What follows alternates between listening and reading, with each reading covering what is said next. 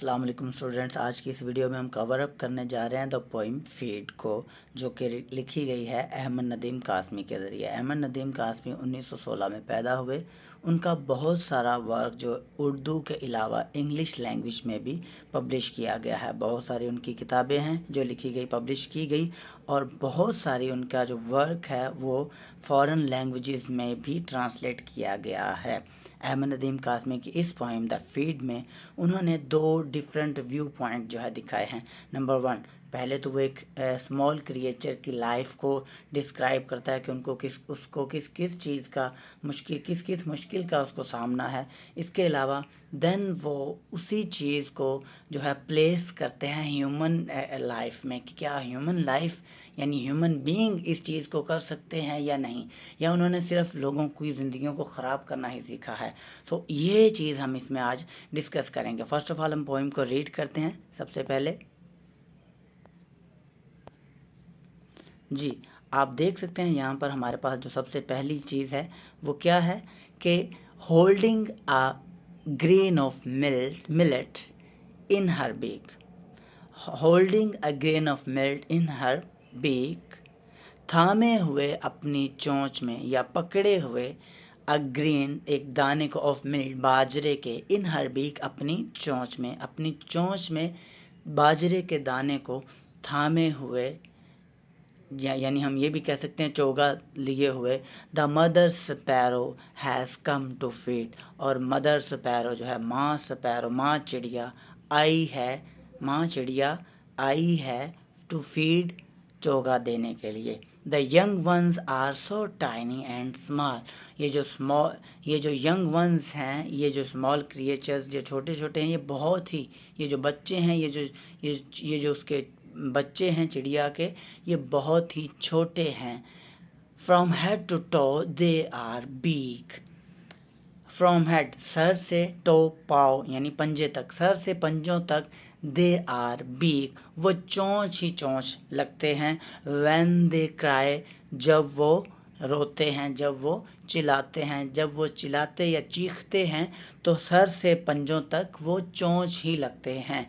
One grain to be fed to the 10 young ones, one grain एक दाना, to be fed किया जाएगा, चोगा एक दाना चोगा दिया जाएगा। द 10 यंग वंस को, जो 10 छोटे नन्हे मुन्ने हैं उनको एक दाना जो है वो फेड किया जाएगा, मतलब उनको जो है चोगा दिया जाएगा। टू वॉर्म, अब यहाँ पर जो है ना राइटर जो है यहाँ पर क्वेश्चन रेज करता है। वो क्वेश्चन क्या है कि to warm the mother sparrow should feed, तो मदर स्पैरो किसे सबसे पहले जो है वो चोगा दे। कंज्वाइनिंग बीक विद बीक, यानी चोंच के साथ चोंच मिलाते हुए वो किसको सबसे पहले खाना खिलाए। With warm should she solace, और किसको वो जो है वो तसल्लियाँ दे कि भाई आपको भी देती हूँ। फिशरिंग द एटम की ये जो तकसीम है, इस दाने की, इस चोगे की ये जो तकसीम है। यू हैव लर्नड, अब देखो यहाँ तक अगर हम बात करें पोइम की यहाँ तक, तो ये दिस वन वेरी सिंपल, इसमें तो बहुत ही सिंपली उसने डिस्क्राइब किया है कि एक मदर स्पैरो है जो आती है मुंह में बाजरे का दाना लिए, और उसने अपने 10 छोटे छोटे बच्चों को वो डिस्ट्रीब्यूट करके खिलाना है। और फिर एक दो क्वेश्चन इसमें राइटर रेज करता है कि वो सबसे पहले किसको खाना खिलाए, ठीक है, किसको सबसे पहले वो खाना खिलाए और किसकी चोंच के साथ चोंच मिला के वो खाना सबसे पहले दे, और इसके अलावा किस किस को वो तसल्लियाँ दे। जो तकसीम है एटम की, उसके बारे में अब राइटर हमें इस लास्ट सेकंड पैराग्राफ में हमें ये जो है बयान करते हैं। फिशरिंग द एटम को फिशर करते हुए, मतलब एटम की तकसीम करते हुए। यू हैव लर्न, आपने सीखा है। टू वीप, रोना, एंड वेल, और मतलब चिराए करना, चीखना, चिल्लाना। इन अ लाउड टोन, ऊंची बुलंद आवाज़ में। स्प्लिटिंग, तकसीम करते हुए। द ग्रेन, दाने की तकसीम करते हुए आप लोगों ने सीखा है रोना चिल्लाना, जो है जो रोने चिल्लाने से जो है आप लोगों ने सीखा है। यू हैव लर्नड, आप लोगों ने सीखा है to set life on foot, आप लोगों ने सीखा है ज़िंदगी को कदमों पे खड़ा करना, आप लोगों ने ज़िंदगी को कदमों पे खड़ा करना सीखा है। Could you split the grain, क्या आप दाने की तकसीम कर सकते हैं। वन ग्रेन, एक दाना, टू बी फेड, जो चोगा दिया जाए, टू द 10 यंग वन, 10, एक दाना 10 बच्चों के लिए, क्या आप ये तकसीम कर सकते हैं। So this is how we can say कि अहमद नदीम कासमी ने जो है इस पोइम को 2 हिस्सों में डिवाइड किया है। द फर्स्ट वन कि जिसमें उसकी स्टोरी है मदर स्पैरो की, कि मदर स्पैरो किस तरह से जो है दाना डिस्ट्रीब्यूट करती है और उसको टैकल करती है पोजीशन को, और 10 यंग वंस को she fed her 10 young ones and by conjoining beak to beak, okay.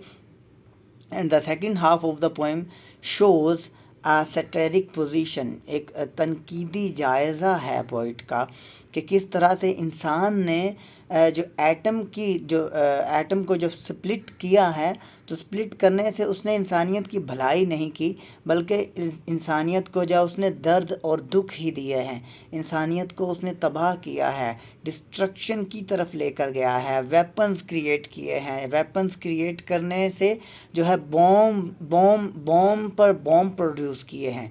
Bomb the human being have produced bomb, so that are still used for the destruction of the mankind. So mankind की destruction के लिए, इंसानों को मारने के लिए bomb जो है वो पैदा किए गए हैं।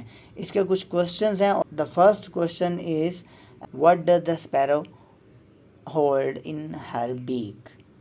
तो इसका सिंपल आंसर है, हमें पता है कि स्पैरो के मिल्ट जो है उसने अपने जो है बीक में जो है होल्ड किया हुआ है।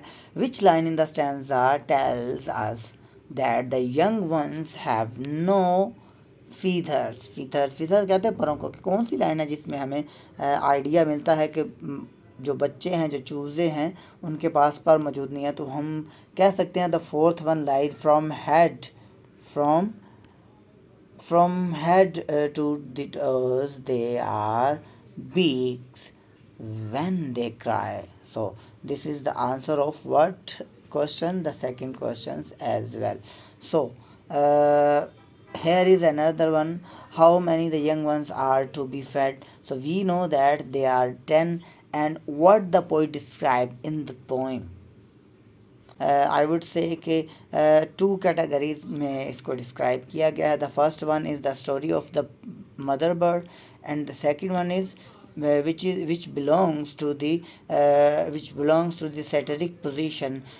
The human beings are not performing their duties regarding taking care of other people.